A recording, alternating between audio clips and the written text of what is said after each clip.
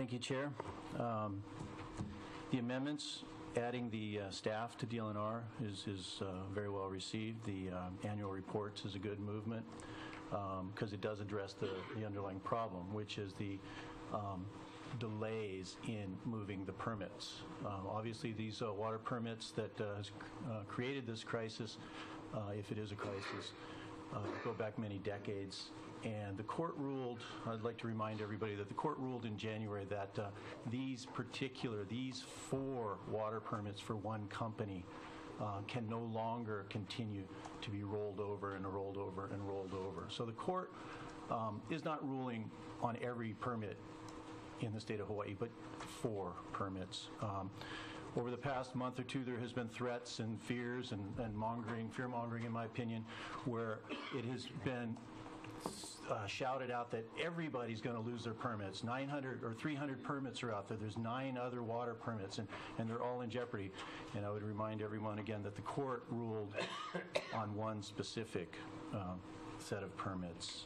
So this bill now opens it up to the 9 other water permit holders. But I would argue that this is destroying the permitting process because it doesn't. It just buys time. Unfortunately, as DLNR testified in their hearing in the subject matter, this buys the status quo. And it's the status quo that is exactly the problem. The court ruled in January that in the absence of in-stream flow standards, the Board of Land and Natural Resources has the authority and the wherewithal to make interim decisions. Court did not say that the sky will fall and the world will end. When County of Maui said, but we have people in residences that are in need of water through this system, the court stayed any action on that. In the subject matter hearing in the first go-around of the Senate version, Water, Land, and Ag Chair suggested that, basically told Alexander and Baldwin that they probably should get going on their environmental impact statement, which they have not done. Remember, this is 15 years in the making. Native Hawaiian Legal Corp had challenged who were to pay for the EIS, but they dropped that verbally a few years ago and formally at least a year ago. So this impending crisis is not real. This has been trumped up. I would point out that diversified agriculture, which we hear so much about, and all of this great diversified agriculture, which we all hope comes to Maui, uses half of the water of sugarcane. We all know that sugarcane is a very thirsty crop. It uses approximately 4,800 gallons per acre per day. It uses a lot of water. Diversified agriculture uses about 2,500 gallons. So even if we were to keep 3,600 acres in active agriculture and using the whole thing, we still only need approximately half of the water that has been historically used. We have people in streams in Maui. Our hearings were very long because people were flying over from Maui, kalo farmers, taro farmers who historically have lived off the land. They don't have in-stream to provide for the fish and the taro that they have lived on for generations. And so now what they're saying is, here we are, we're at the moment when this should be resolved.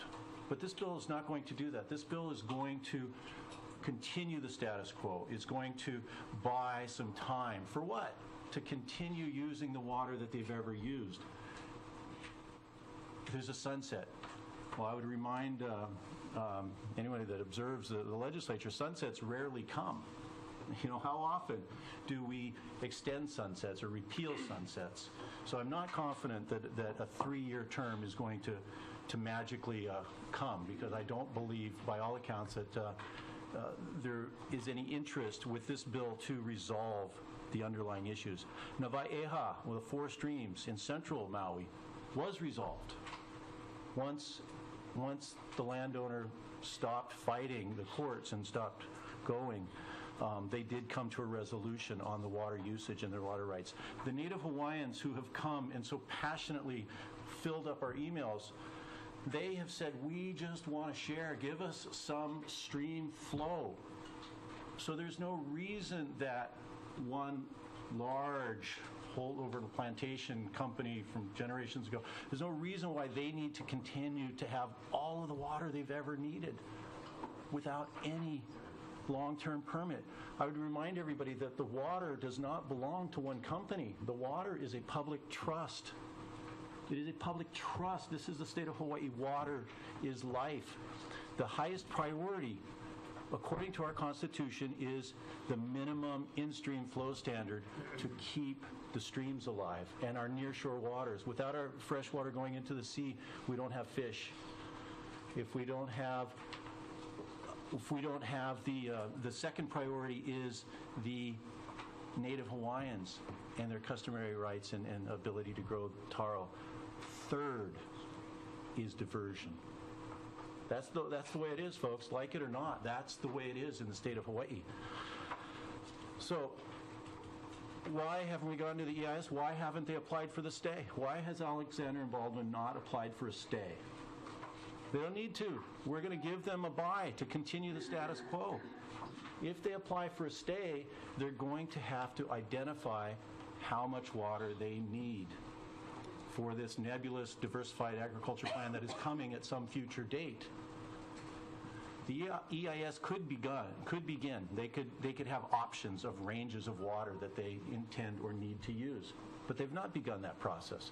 They've not applied for the stay because, again, they have to identify what is the amount of water they need and when will they complete the process. The court's not going to give them a blank check, so they've come to us. And here we are on the verge of giving them that continued status quo. As we've all admitted, or as was mentioned already, this is not a pending threat to the other 300 ranch and land leases. And even the water leases, they're not actively being challenged. They didn't lose in court. So this bill now with the proposed amendments is no longer going to apply to one landowner, but to 10, okay, or 13 various permits. It's not solving the problem. Parts of this bill are good. They're doing it. This is just a travesty. This is the bill that I feel so passionately about, and I really appreciate you folks for listening to my plea that there is a process to move forward. The court will not, the court will not say, boom, open it all up, you can't have any water. The court has instructed DLNR and Alexander and Baldwin to get busy on their long-term leases. This bill is going to delay that. It's going to create greater problems. And I'll finish with one more thought. Super Ferry 2 was thrown out by the court because it was special legislation to address a specific entity. This, one might argue, is special legislation that is not going to solve the problem, but going to create other legal challenges. So let's get busy trying to fix the underlying problem. Let's get busy bolstering DLNR.